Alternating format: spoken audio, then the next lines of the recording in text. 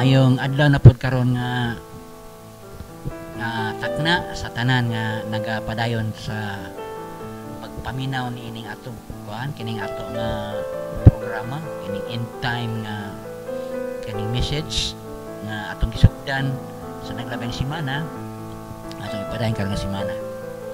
Padayon ta sa paghisgot sa gitawag og the coming judgment nga si Christ mismo mao ang nag-utter. Okay?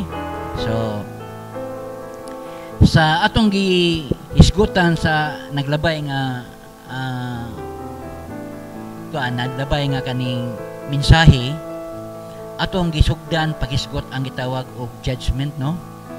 So karon para atong masabtan nga kung misgot tag judgment igsoon, daghan kaayo mga butang nga atong i-consider. Ang atong hisgutan karong hapon, unsa man unya sa part sa atong kinabuhi ang i-judge sa Ginoo.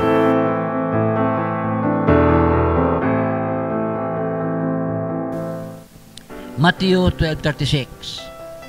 Every idle word that men shall speak, they shall give account thereof in the day of judgment. Now, diri sa atong kinabuhi, kung atong tanawon, asa man ta nakahimog sala sa ato bang sa Dios nga murag ato na lang ning gitawag og habitual. Una, sa atong mga pagpanulti. Kita observative kay ta nga klase mga tao, makadungog tag mga tao nga gitawag og careless kayo sa pagpanulti. Now, dili lang klama kaingon sa ila na, hasta kita pod there are times nga careless pud ta kay dili ta watchful sa unsay mabungat ato nga mga pulong. So, si Ginoong Kristo ngadto mismo siya mga tinunan kasi mga tinunan niya gisulti ni. No? Sa iya mga tinunan. Siguro na po naka-appeal ani nga mga sympathizer.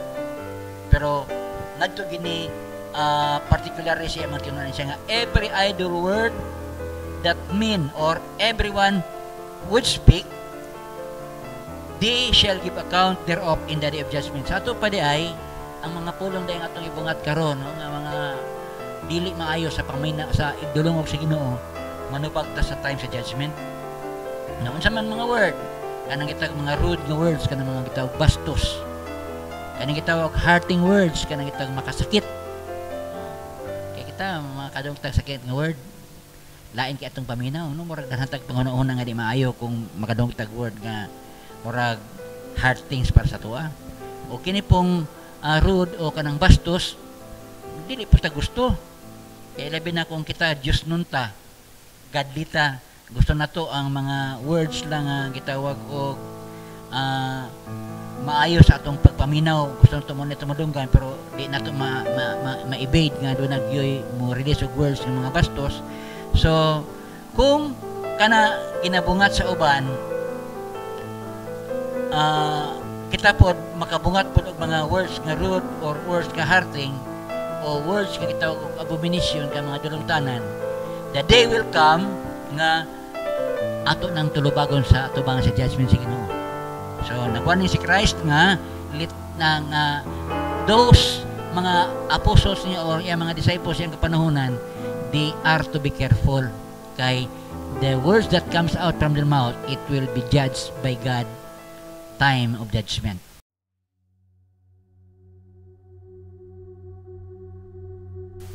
Now, kung niskuta pa na ito ang another area sa kinabuhi sa tao nga i-judge Ginoo, our thought, ang atong panghuna-huna. Mo nga diri sa book of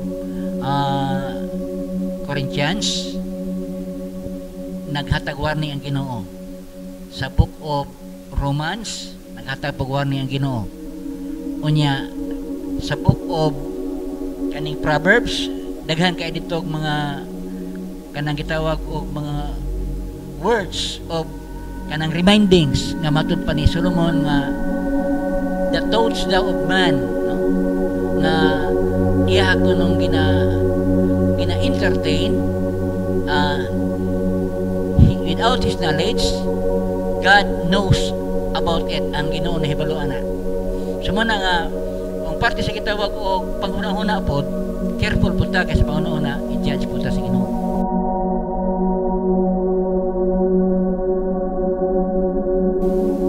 Then another, sa atong gitawag action, no, diri sa Book of Matthew chapter 5, ang tao daw nga naibog sa kababae, no, ang sa iyang mga action, no, sa action niya, isa pud na nga nakita sa Ginoo nga one of these days sa time sa judgment manubag po ta sa atong mga reaksyon.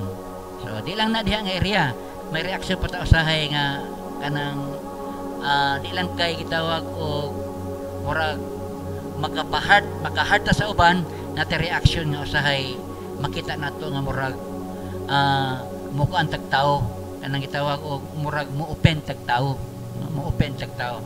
So ang area nga i-judge sa Ginoo, naisgutan ako ang word, ikaduha ang thought o panguna-una, ikatulo ang aksyon. No? So individual ni sa individual ni.